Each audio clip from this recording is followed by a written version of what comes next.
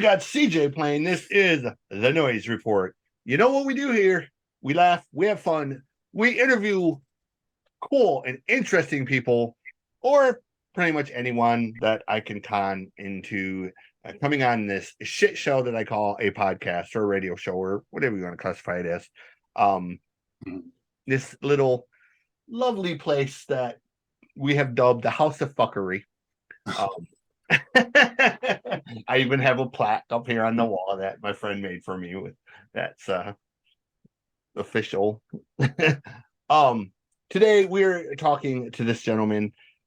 This I won't say this is a more serious interview, but we're going to cover, I think, something a little more serious than maybe. We're still going to laugh and joke, but this is a topic that kind of near and dear to me. So we're going to introduce you to Mr. Bruce Sisk. He has an organization, and I'm going to let him introduce himself, and tell you who he is and what his organization is. And we're going to talk about that and the cool thing that he has going on, and we'll talk about a bunch of other stuff. So, how are you today? I'm good, Chris. Thanks for having me on, brother. Absolutely, brother. I had to get that thing off the middle of the screen. I don't know what that was that popped up. So tell everyone who you are and what your organization is, and then give them a little bit of background on you. Yeah, man. I run an organization. It's called Treatment Relief Help Corp. And we're probably not the typical organization. We actually give 100% of the money to whatever we're working on. And I get a bunch of friends that come in, like Eric Brittingham, Lita Ford, George Lynch, all these great people come in, and we put on shows and we raise money for first responders, or people that need medical support that doesn't have health insurance. We pay for things, just pretty much anything. We try to help everything that we can, anybody that we can that needs help. And like I said, 100% of the money goes to whatever we're working on. So there was, that situation that I came across up in Ryle, West Virginia is what we're working on now. And I'm sure we're going to talk a lot about that tonight. And what everybody has done for me to raise money to, sell raffle tickets where people can raise some pretty cool stuff. But that's pretty much, the gist of it. It's, an organization designed to give 100% of the money away. We don't keep anything, so, and that's very rare these days, brother. It's extremely rare. I mean, I don't talk about other organizations and how they run, but we don't have buildings. I run the organization out of my existing business that I've had for over 20 years. So, that's why I don't need any money from it, nor does anybody else need any money from it. Anybody that's involved with the organization has well-paying jobs. That's a big thing for me. Charity stuff is very kind of near and dear to my heart. I got into it kind of by accident.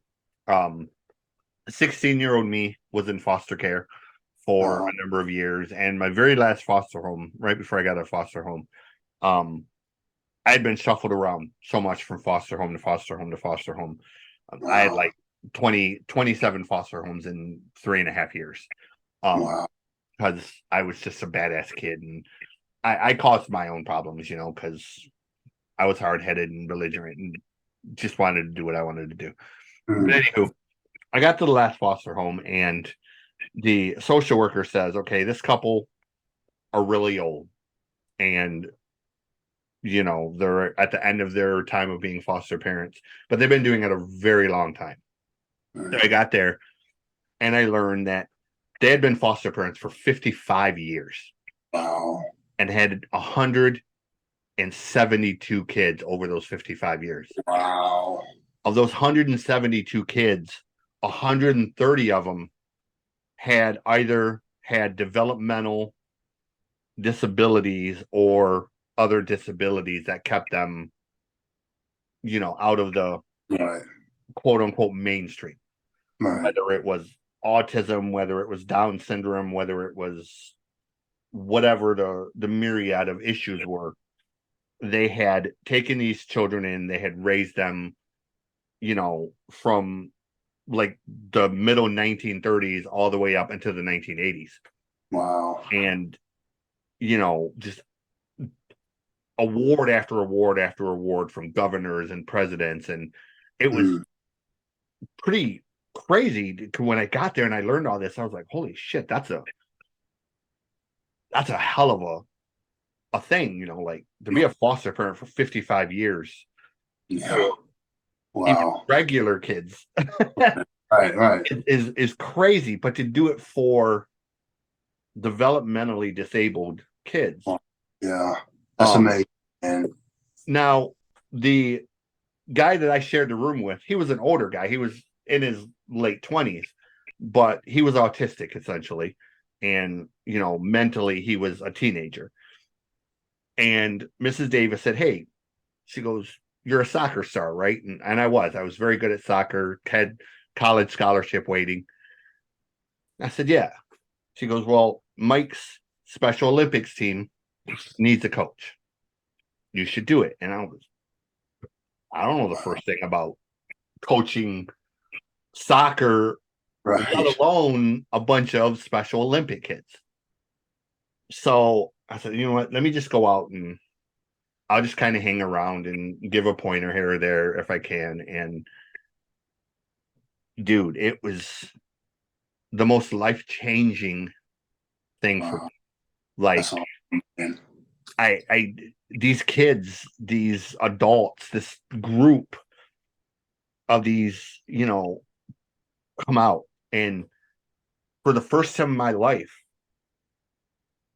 there was not a hateful bone in any of their bodies. They just Right. wanted to be accepted. They wanted to be loved. They wanted to be taught. And it blew my mind because I grew up around people that had the opposite view of them, Right. Right. Right. using horrible words and this and that and the other thing. And then when I finally was exposed to it, I learned it was just the complete opposite. Like these were the most loving, amazing kids, people that I had ever met in my life. And it changed my life. Like it completely made me see the world That's in a awesome. different way. And Wow. after that, it became very important to me. It became sort of a mission that, like, look, if I had that opportunity to give or give back in some kind of way, Right. it's been my mission. And I've been very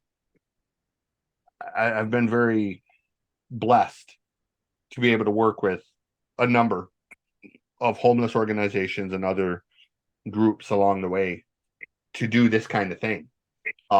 Never like my own organization, but just working with others. And that's why, when Dave presented this, I was like, oh yeah, it's a no-brainer. Like it Wow. just, yeah, I have to do it because that's kind of what it's all about to me. It's That's great, man. That's awesome. It is, so brother. We're supposed to help people, man. yeah. Um, so tell, I guess, kind of, what what do you have going on as far as like you have the kind of raffle thing going on?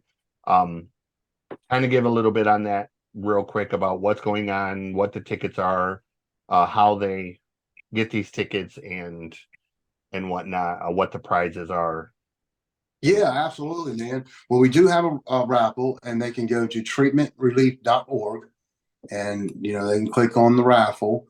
And what they'll see the main prize being a signed base from Eric Brittingham. And Eric is actually going to call the winner personally, oh, you nice. know, yeah, and have a conversation with him, and they can ask him whatever. And I'm sure because Eric doesn't do many interviews these days, so I mean that's a treat in itself for somebody to have an opportunity to ask him some questions Right. that nobody else is able to. And then the second prize is a signed lover to death. The queen of rock and roll to me, Lita Ford, signed a guitar for me to give away, and the third prize, another group of great guys and dear friends, Red Beach. Yeah, I mean everybody knows Red from Winger, and Paul Taylor signed it.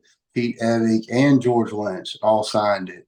Nice. So that's the third prize that we're giving away, and the tickets are $10, man. And each ticket you get, there's 3 chances. So there's going to be 3 drawings from the same badge.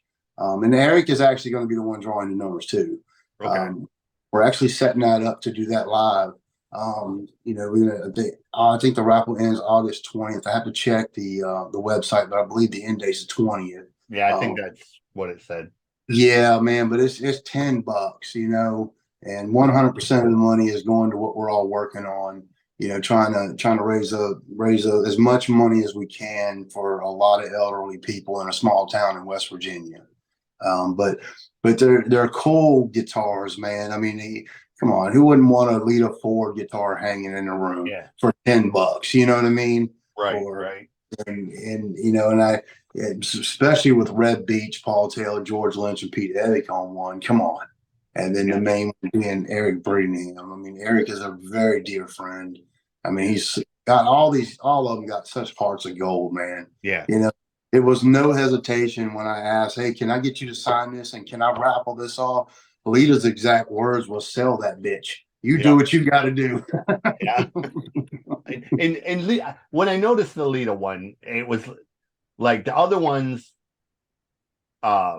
Eric's and the other one, I kind of had to look and be like, okay, yeah, who was that? But that picture alone, as soon as I seen the guitar, I was like, that's Lita.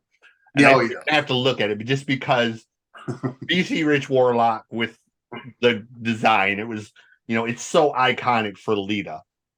You knew immediately, like, okay, there's only 2 rock stars who had guitars of that style. It was Lita, and I knew it was either Lita or Blackie Lawless, and Blackie's not really the type to do something like that. So I was like, that's got to be Lita. Like, it just, and then Dave's like, oh, that's Lita, and I was like, yeah, that was kind of a no brainer for that one. The other ones I had to actually kind of look at, but yeah, she's got a heart of gold, man. They all do, and they're all behind this 100%. And they're helping drive it and push it as much as we can. And it's going to take everybody getting involved, man. We can't do this alone. You know what I mean? And it's $10. I mean that's a give up a Starbucks coffee for a day, and that's a meal for an elderly couple who doesn't have any money. You know what I mean? And so that's what we're doing, and I think it's cool that Eric's going to personally call the winner. So that's a good thing. Yeah. Another reason this was kind of personal to me, and I had to do this. When I read it about the people of Rio, SSI and whatnot. When I received this, the brain injury, it forced me onto disability. So I live on disability, and every month they take part of it for child support, which is fine. I'm not complaining about it, but I raise an 11-year-old child full-time, sole custody. Wow. On about $682 a month. Wow. So again, this was personal to me. This was like, okay, I feel this because I'm not, 60 or 70, but I'm not far off from that. And this is me, not in West Virginia, not impoverished in any way, because, I'm never going to go hungry or anything like that.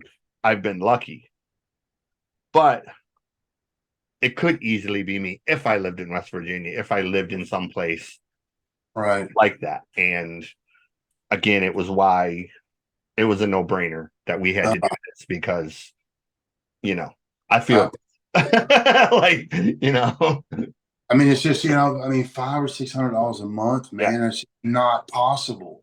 I mean, I don't, it's unreal. And Chris, I actually took it upon myself to fill out food stamps for a couple and up there in that area, and the state of West Virginia approved them for $6 a month. Yeah, I mean, I had somebody tell me one time, you're perfectly physically healthy. I am, for the most part. Right. My frontal cortex is completely destroyed, which is why I can't work, because I have memory loss and, spasms and shit sometimes, and crowds just completely drive me crazy now because I have panic attacks Right. so bad and I can't control it because the cortex, well, that controls that is destroyed. Well, you know, you live on disability. You have it so easy. And I told that, I looked him dead in the eye and I said, tell you what, when I get my money this month, I will give you the $682 that I get every month for you to live your entire month on. You can't spend another dollar above that, but you got to live on that $682. And then he looked at me and, well, you can't live on that. Exactly. You think I want to be on disability? You think anybody wants to live like this? Like, Right. we're not milking the system. We're not out here because we don't want to work. Get fucking real. Like, that's $125 a week.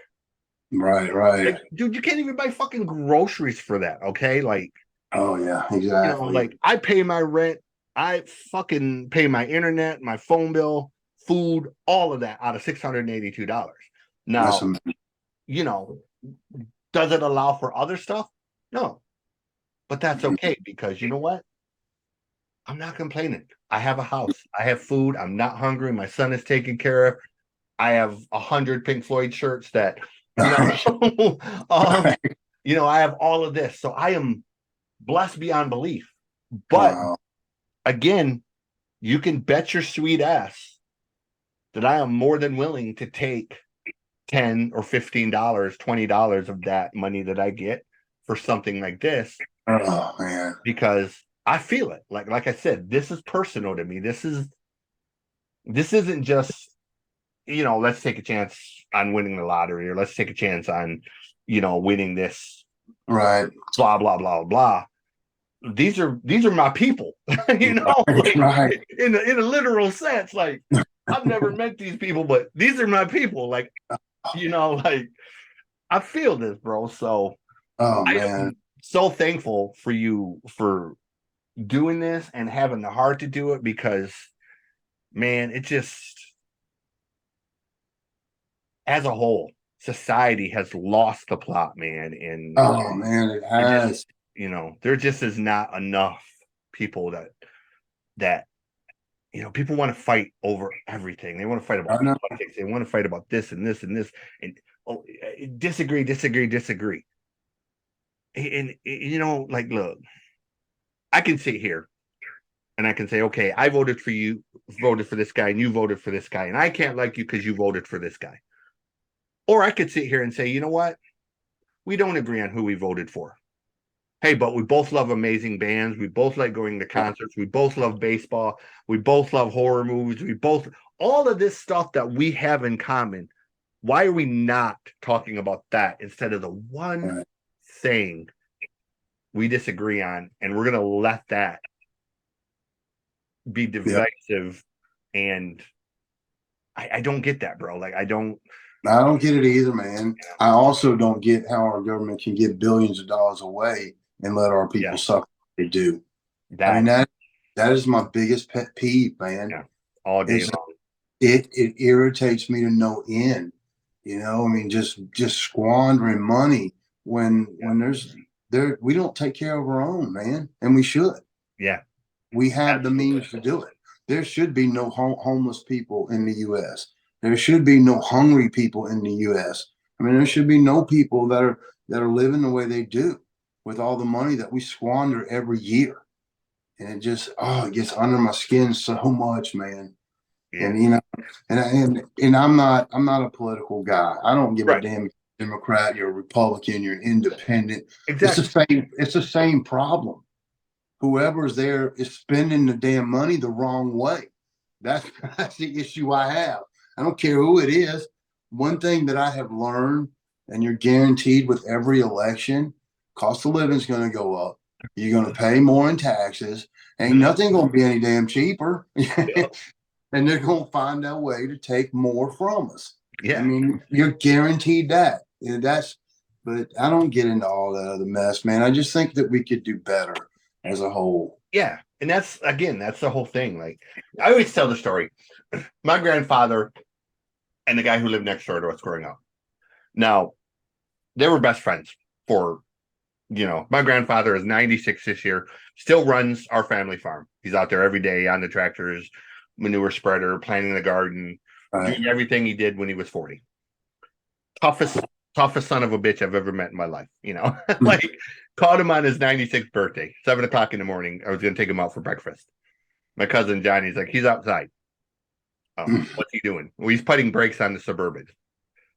My grandfather's got a 1987 Chevy Suburban, full Wow. size, and he's in the barn at 96 years old, taking these tires off, putting new brakes on the Suburban. Wow. At Wow. 96 years old. Now, Walter lived next door up until he died. Anyways, getting off track. My grandfather, 35 and a half years for General Motors. Union man, blue chip Democrat, all of that. Walter next door, gun toting, John Wayne loving, NRA loving Republican, drove a Ford his entire life. Grandpa drove a GMC. These guys would joke with each other. You can't park that piece of crap Ford in my yard. You can't park that piece of crap Chevy in my yard. And they would go at each other. They would bicker, just, everything. But one thing is when our crops came in out of our field, 5:30 in the morning, Walter would be the first one there with coffee in hand, ready to work with us in those fields. And it was the same with his. When his come in, 5:30 in the morning, we'd be the first one there with coffee and donuts, ready to work those fields because you were neighbors and you survived by helping each other. Yeah. Because if one lost, everybody lost, and you bartered. Hey, I'll work for you for a little bit of potatoes, and you work over here, and we'll give you some of the navy beans, and you survived as a community. That's right. And I see this shit today, bro, and it like you said, it just drives me fucking crazy because it's just so pointless. Yeah, it is, man. Instead of taking care of one another, we're fighting each other.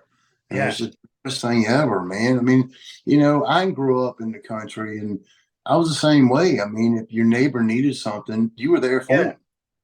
I mean, it doesn't exist anymore, man.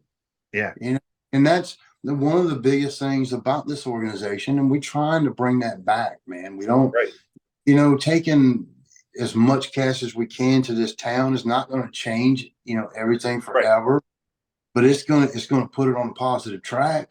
Yeah. And then maybe somebody else is better than nothing. That's the and maybe somebody sees what we're doing, then maybe they'll want to do something else. Yeah.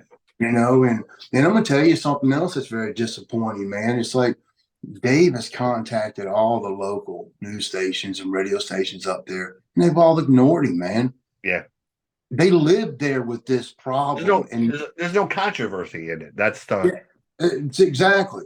They don't want to do anything that has a good outcome for anybody. They just want to keep doing the negative stuff. So, we're kind of on our own. And it's sad that a boy from Georgia's got to fix a problem in West Virginia.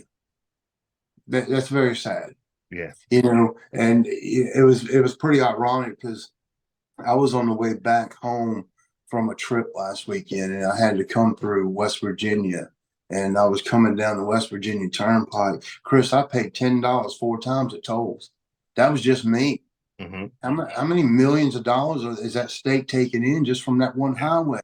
They're not doing anything for the people. And I'm sure you can walk 5 miles in any direction and find the same problem. But, I didn't come across that. I came across this problem.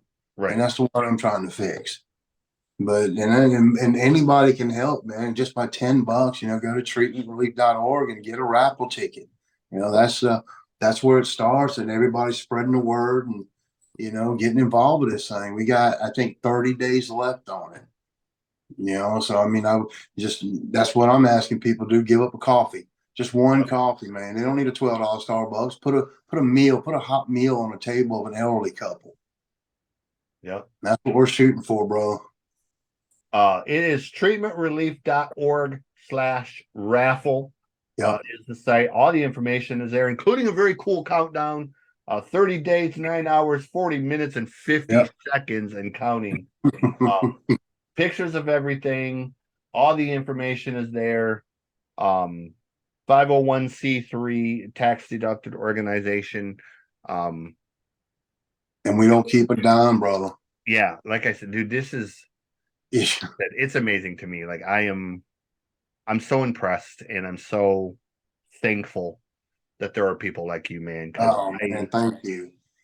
Well, that's it's easy to get our friends involved yeah, when they know we don't take out the teal, man. yeah, We don't take a dime out of it, and they and know that's that. my biggest pet peeve. Like I love giving, but Right, Walmart especially, Walmart, you go to Walmart and do you want to donate to right. such and such and such a thing? Okay, yeah. But under federal law, Walmart only has to give 15% of that money. And Yep. it's been proven time again that Walmart only does give about Right. 15 to 18% of the total money. So no, Yep. I'm not going to donate $10 when Walmart is going to keep That's $8.50 of right. that money That's and right. then only give $1.50. And Yep. well, that's cynical. It might be cynical, but I would rather give my money to the guy standing on the corner. Well, the guy standing on the corner is probably just a panhandler. Maybe he is, but it's not for me to say. That's right. I look, I don't get the bad karma from it. I get the good karma because I willingly gave. Now, if that guy's a scam artist, he's a panhandler, and he's being dishonest, he's got to answer for that, not me. That's right. So that's the thing. Like, I'm okay with it. I would rather give it to that person than to give it to somebody like Walmart, who I know is just Oh, scalping off the top. Um, oh, man. so, I guarantee you right now, when I get my money here in about 5 days, Oh man. I'm getting at least 3 tickets for this. Oh man. I don't even care if I win. If I Oh, win, hey, you're more than willing to, whatever. oh, Um, just it's that important to me. Like I will sacrifice in other ways to oh, make it work, man. man. But it, dude, I just like I said, It's hard. yeah, It, I'm it, just thankful, dude, for you doing this. And like I said, if it was a different situation that I didn't relate to, it would be one thing. But right. literally, like I said, when I read that, I was like, these are my people. I live just like these. So this isn't Uh, just okay. This is for Special Olympics, or this is for cancer, or this is for this, or this. Well, we're all right, cool charity, but I don't really relate to it. right, right. This right here is Yeah. literally, like I said, like, look, these are, you know, $500 to $600 a month of SSI. That's me. Uh, that's me. So oh I my God. understand. Like I said, that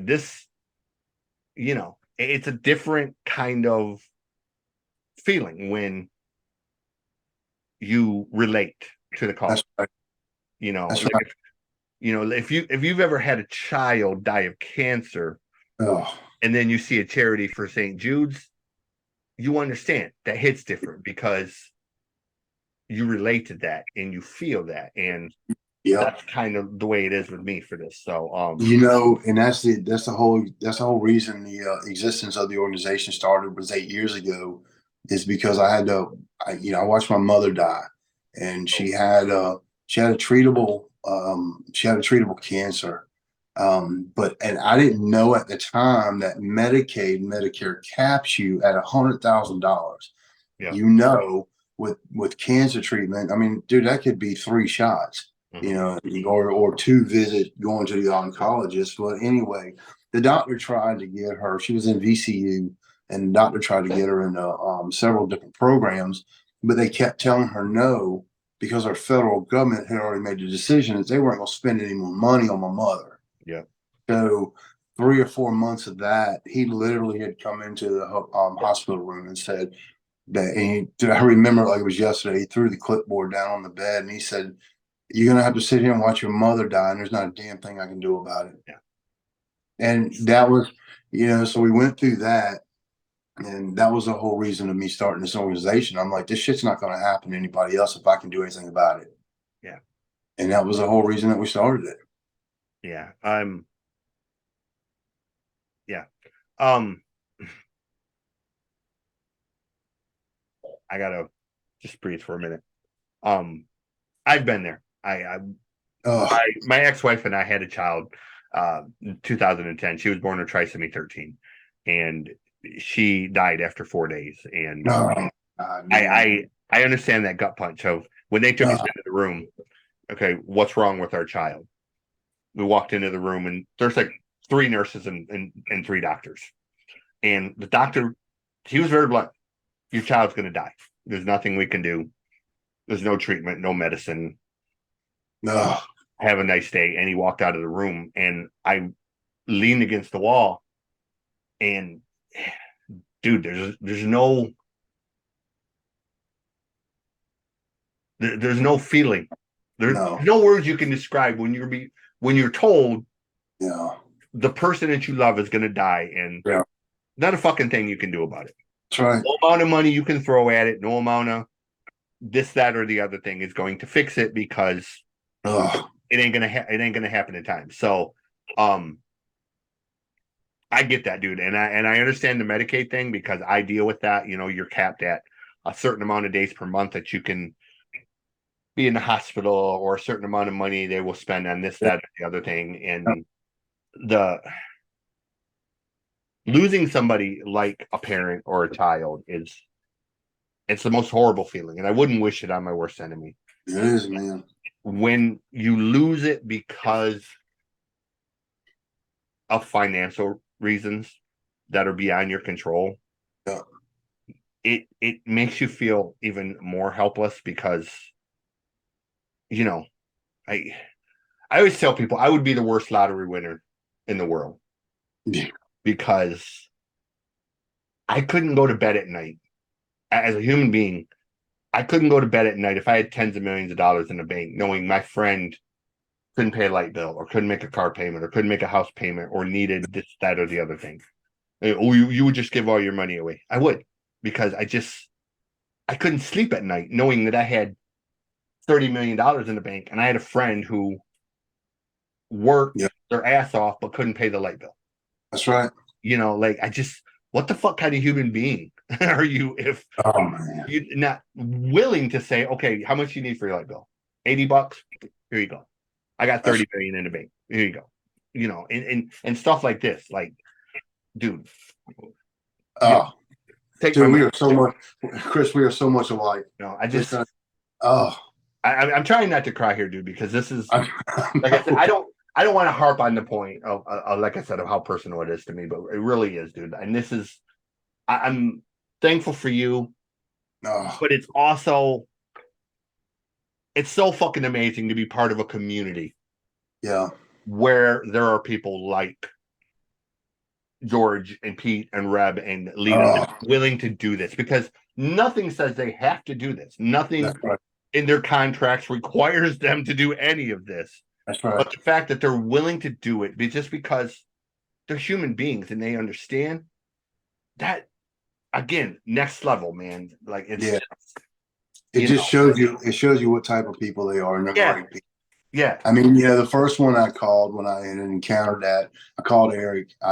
I walked outside and I called him on my cell, and I said, dude, I'm gonna tell you a story, and then I'm gonna tell you that we got to do something. His exact words to me that day on the phone was, "I'll do whatever you need me to do. Use my name however you need to use it, but you need to raise some money and help them people." yeah.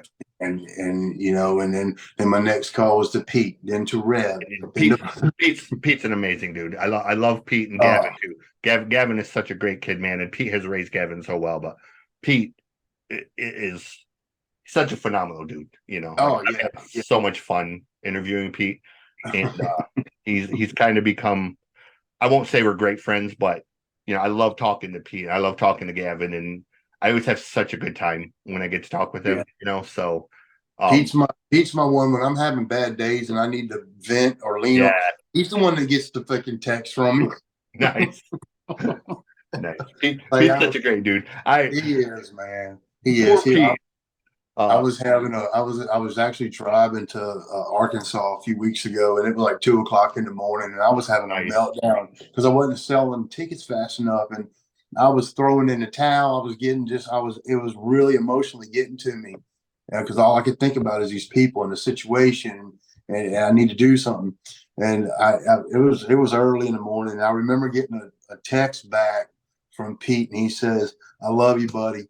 I'm here for you. Whatever you need, we're a team. We're gonna get through this." And so it's great to have him there, man, because he talks me off the ledge more than anybody. Yeah. Poor Pete. First time I ever interviewed Pete.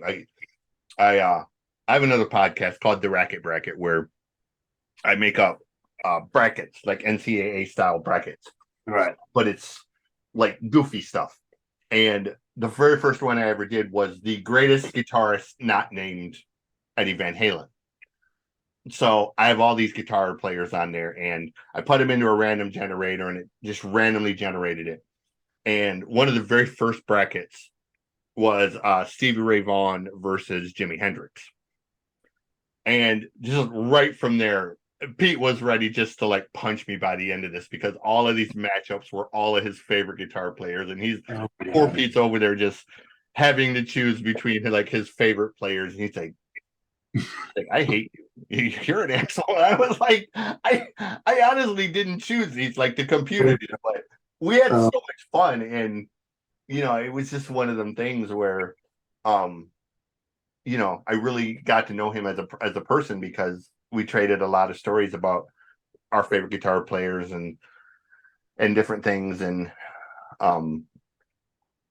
he's such a genuine awesome guy that oh yeah, good people. I mean George Lynch, I mean Reb and Paul, they're all just great people. And Reb. Never got to see Reb, but I admire his guitar playing so much. Like he's phenomenal. Yeah. We get together, we all get together once a year in Augusta, and we put on a show. It's called Rock for Hope, and they all come in, and we have a main act, but Eric Reb and Stet from Stet Howland from Wasp and Metal Church, he's playing the drums, and Stet, another loving to death. I can't say enough good things about Stet. And that new Metal Church record is whoo. Oh yeah, dude. Yeah. I knew of Mark singing beforehand, but I had only heard like bits and pieces from the Ross the Boss stuff. Yeah. And man, I heard that record and was just like, holy shit! Like it's good stuff. His ass off on that thing, man. Like holy fuck! I was like, this is the Metal Church I remember, bro. Like yeah, man, it's great. It's great stuff. I was actually texting Stet yesterday or day before yesterday, and I said, "Hey man, I'm thinking about throwing another one together. You want to come to town and do one?" He's like, "Dude, I'll count me in. I'll work it out with a schedule." Yeah. Well, but he's great. I would love to be there for it and be a part of it, or even just to be there to see it, if nothing else. And it's a great thing, man. I mean, they come in, they do their thing, and like the year before last, Lita was the one that was the main act because Eric and Reb and which last year it was Reb, George Lynch, Pete Evig, Stet Howland, and Eric Brittenham all in one band. We got done at the end of the night. I told Pete, I said, "You're welcome." He said, "For what?" I said, "I just put the best damn band together you'll ever have." Right. It was phenomenal, man. I mean, the only thing missing was Chris Holmes on vocals. Oh God, it was but Pete gets out there and does all that. He sings but man, they're so good. It was great. It was great. So we do that once a year in Augusta, Georgia. We put that show on, and then all that. I have friends and family up in Cleveland, Georgia. My aunt actually works for Xavier Roberts. Okay. Smoky Mountain Collectibles, the original Cabbage Patch. Oh yeah. She is Xavier's personal accountant, and has been for almost 46 years. Wow. She was his accountant when he created the stupid things. Oh wow. And all through the deal with Coleco and all of that. She does the accounting and the bookkeeping for the hospital that he has there, because they have a hospital where they do the births and all that shit. Yep. My Aunt Brenda is the accountant for all of that. So and I've met Xavier. Xavier's a super cool dude. Like funny as hell. And again, another person who so giving, like charity, Right. a big thing for him. So Right. I'm going to make it a point to call my Aunt Brenda and Oh, see if, dude. if this is something that maybe Xavier, because Xavier is, he's a born and bred mountain boy who came That's right. from nothing, literally. He was living on Right. food stamps and welfare when he created Cabbage Patch South. Um, Wow. so, like I said, I'm going to do everything in my power, man, to tell as many people and to get as many people involved with this. I don't have the biggest reach, but I'm going to make it my personal Well, it's mission going to for take, the next month or so. So, and it's going to take all of us, and it's going to be an ongoing thing because whatever we come up with in the next 30 days, it's not going to be I can't just do it one time and walk right. away. Yeah. I mean, it's going to have to be a continued thing. And then, then I'm going to have to find those surrounding counties, and because I'm not going to be able just to, it wouldn't be right to try to help one and not help the other two around it. Mm-hmm. So I think I'm probably stepping off, in a lot more than I can handle, but somebody's got to do it, man. Yeah. And again, at the end of the day, man, I think anything is better than nothing. Whether It is. whether it's $100, $500, 5,000, 50,000, whatever the amount is, it's still something. And again, you can you can talk about it and do nothing, Right. or you can do something. And again, it just, like I said, dude, you have my 150% respect for this man, I because appreciate it, man. um Yeah, I appreciate it. And you just like people get a $10 ticket. yeah, It's not $1 going to them. It's not $2. It's the whole $10 yeah. going to them. I So mean, so I can't stress that enough. yeah, And I've always been with this organization. It's been 8 years running. I'm open books. Anybody wants to see the checking account, I'll give them yeah, all to. I am complete 100% open books, which all nonprofits are supposed to be. They yeah. don't open books up to nobody, All but right.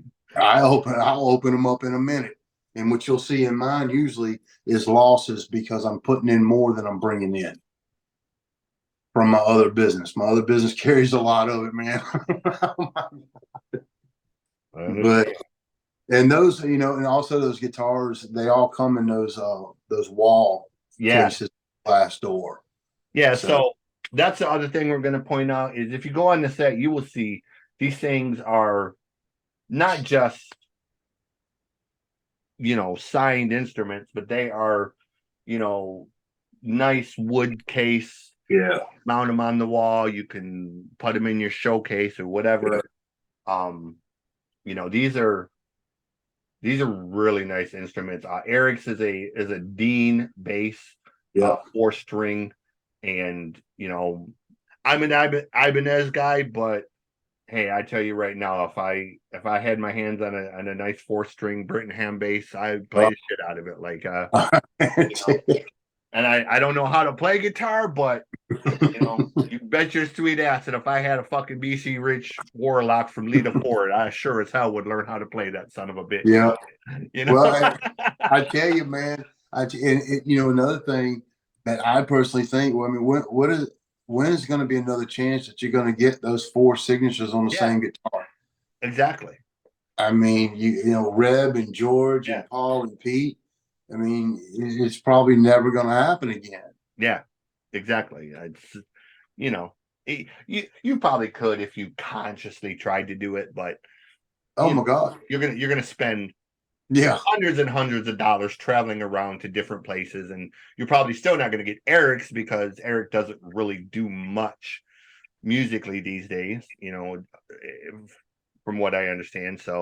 Um, so yeah, it's just, at the end of the day, it's just the feel good of going to Yeah. bed knowing that you did something. It's Maybe it was $10. yeah, It's $10. yeah, maybe even if it is only $10, it's still $10, bro. Like Yeah. you get the satisfaction of knowing you helped someone somewhere instead of just fucking it off, That's right. for lack of a better term. No, you're right, man. I drive by Starbucks every day, and there's always a line around the Yep. building. I'll never understand it. And I do too. Like I spend way more on Little Caesars and fucking McDonald's chicken nuggets because the boy, Oh, I love that stuff. that's his thing. And I probably could have a healthy bank account if I didn't, but he's a fucking awesome kid. And Right, if I get him something a couple times a month, then fuck it, whatever. right. Wow. I'm gonna give you the chance. Is there anything else that you would like to promote, maybe music or anything else you have going on above and beyond this that you maybe want to shout out or maybe point out to people or anything like Well, that? man, I'm gonna be honest with you, Chris. I want all my focus on what we're trying to do here. Okay, I mean, I appreciate that, but I don't. I That's understand. what I was telling my very first interview. The guy was like, "Well, how do you do this? How do you not pay yourself from the organization?" And I said, "I own a business outside of it, and Mhm. when we get off the interview, I'll tell you what it is because I don't want to take Right. anything away from what we're trying to do I here." get that. I respect that. I really do because Yeah, that's I again. appreciate it, man, but man, I'm telling you, when you say you can't sleep at night, dude, them people are haunting me up there at night. I'm telling you.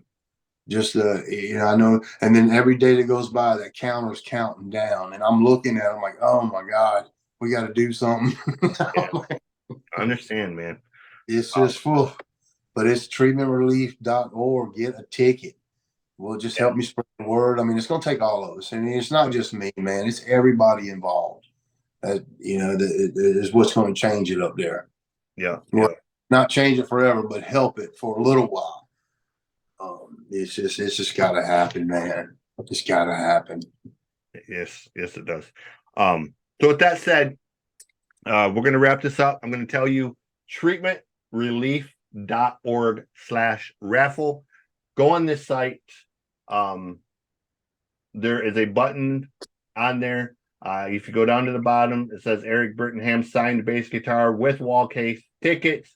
If you click on that, it takes you to the square link where you can do all your checkout stuff, the number of tickets, all that kind of stuff you want. So it's all self-contained. Um, Square, it's through Square, which is cool because that lets you know that your money is protected Yeah, and encrypted, all of that. No yeah, different than if you go to any place that uses a point of sales system. yeah. So this is Mr. Bruce Sisk. He is the brains, the heart Oh, and soul behind this. oh, And again, we are so thankful. I'm thankful for you doing this, man. And I want to give a huge shout out to Dave for bringing this to my attention and, absolutely. saying, hey, would you be willing to do this? Because Dave knew ahead of time what I was going to say, but that's why Dave asked me because Dave knows that I'm a big softie when it comes to shit like this. And I wish I could do more, man. I really do because all I can do is use my voice, and I am, You're doing it, man. Help me get yeah, the word out. yeah. I'm gonna be screaming about this, man. This Yeah. is gonna become my, this is gonna sort of become my mission for the next 30 days or so until Oh, this thing comes around. I'm gonna be hitting up all my people and being like, yo, throw a ticket, throw a ticket, throw a ticket. absolutely, man. Even if you don't have any interest in it, throw a fucking ticket in there because you know like pennies and nickels add up, man. So It does, um, man. It goes a long way, brother. yeah. So Chris, thank you so much, man. I yeah. appreciate it, brother. So we're gonna wrap this up real quick. As always, you know how we do this. We end with the thought. Be well, treat each other with kindness. Remember, no matter what you're going through, where you're at in life, music heals. Yes, it does.